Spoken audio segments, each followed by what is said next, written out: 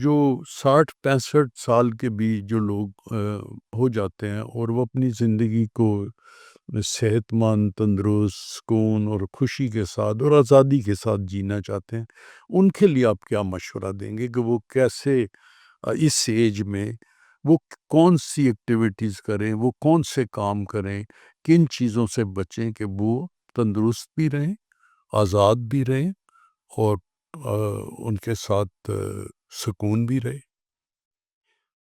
ये हमें देखना पड़ेगा अपनी सोसाइटी में कि जो हमारे बुज़ुर्ग हैं वो कहाँ प्लेस्ड हैं। वो शहरों में रह रहे हैं, गाँव में हैं, हमारे बहुत सारे गाँव पहाड़ों पे हैं बिल्कुल। और एक बड़ी पॉपुलेशन हमारी पहाड़ों पे रहती है। जी, जी।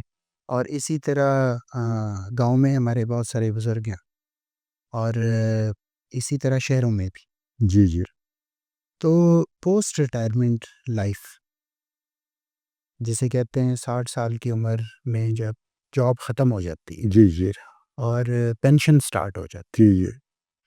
इसके लिए क्या तैयारी की जाए? बहुत सारे लोगों के ज़हन में बहुत सारी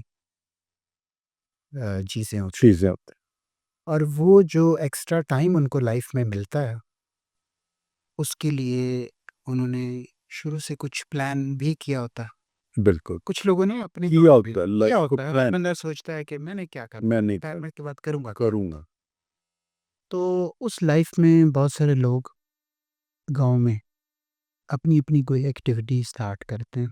कुछ लोग बिज़नेस में चले जाते हैं या किसी शॉप पे टाइम गुज़ारना शुरू कर देते हैं या अपना खेती-बाड़ी और इन कामों में चले हो जाते हैं।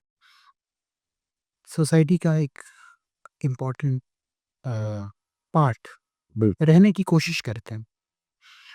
अब ये वो टाइम है जिसमें उन्होंने अपने आप को टाइम देना कि मुझे शुगर तो नहीं है, ब्लड प्रेशर तो नहीं है, मुझे दिल का कोई मसला तो नहीं है, मेरी किडनीज़ कैसे काम कर रहे हैं, एक सिंपल किडनी का टेस्ट होता है। बिल मुझे यूरिन के कोई इश्यू तो नहीं हो रहे, इस एज में यूरिन के इश्यूज़ शुरू हो जाते हैं, प्रोस्टेट बढ़ना शुरू हो जाता है और रात को ज़्यादा उठते हैं, यूरिन पास करना, यूरिन को कंट्रोल करना मुश्किल होता है।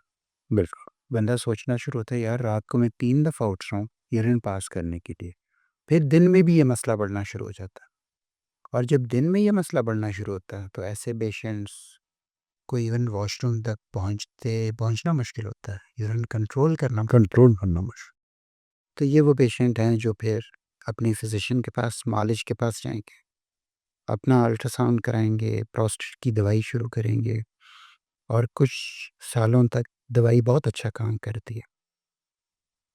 फिर एक टाइम आता है कि उनको सर्जरी करनी पड़ती है और उसके लिए सिंपल सर्जरीज़ हैं जो कि अब बहुत अच्छी हो गई हैं। एंडोस्कोपिक कैमरे के ज़रिए प्रोस्टेट की सर्जरी हो जाती है और इससे पेशेंट नियर नॉर्मल लाइफ ज़िंदगी गुज़ार गुजारते हैं। गुज़ार